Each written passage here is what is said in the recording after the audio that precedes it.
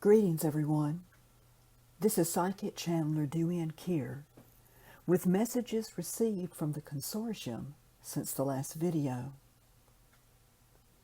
It is time for a new way of thinking, a new way of communicating. It is the way of the heart of the mother.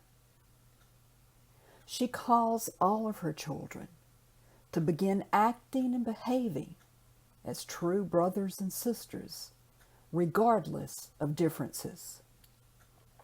We are all family, and there are other families much different from you who will be presenting themselves. Will you not find it challenging to welcome them if you cannot welcome those with whom you have so little difference in comparison? Begin now to practice your commonalities with others in preparation for the arrival, the gathering. It is time for a new way of spirituality, a new way of relating to the divine and your own divinity. Religions have failed you. They have become hierarchical chains of command and control, power, greed. Rather than showing the ways, they see themselves as the only way. They have exchanged staffs of simplicity for scepters of rule. They seek to be served rather than to serve. Each individual must develop their own path and not only allow others to do the same, but encourage them to do so. Your thoughts can imprison you. They can keep you in place and fearful of moving forward with your feelings. Your planet prides itself on having replaced senseless superstition with sanctimonious science, and congratulates itself for having moved past erroneous belief systems. The religion of science has the same restraints on it as did your superstitions. There are still taboos. There are still places you are not allowed to go. Science moves forward only by inspirational thoughts, and yet the inspired are ridiculed and ostracized. There are many choices before you. Do you need someone to follow? Or will you blaze a trail not for others to follow, but to inspire them to blaze their own trail as well? There is no one to follow. Not a religious leader, not a political leader, not a social system. The time of following is past. Not even your children should follow in your footsteps. They are to make footprints of their own. Do you fear being made a fool? Of looking foolish? Of being laughed at by others because your path is different from theirs? If acceptance and approval are the litmus test by which trailblazers should be measured, most of your trailblazers would still be sitting in the homes of their birth. The majority is not always correct. It is just another name for the masses. You are a creature among many creatures, and soon will discover there is more than just your limited vision of reality. The imbalance of your religions toward the masculine keeps your spiritual paths distorted and your planet out of balance.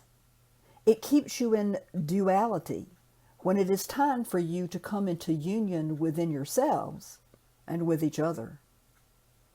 The divine feminine will bring your religions out of their distortions, but it will cause contortions in many, especially those who profit from the imbalance.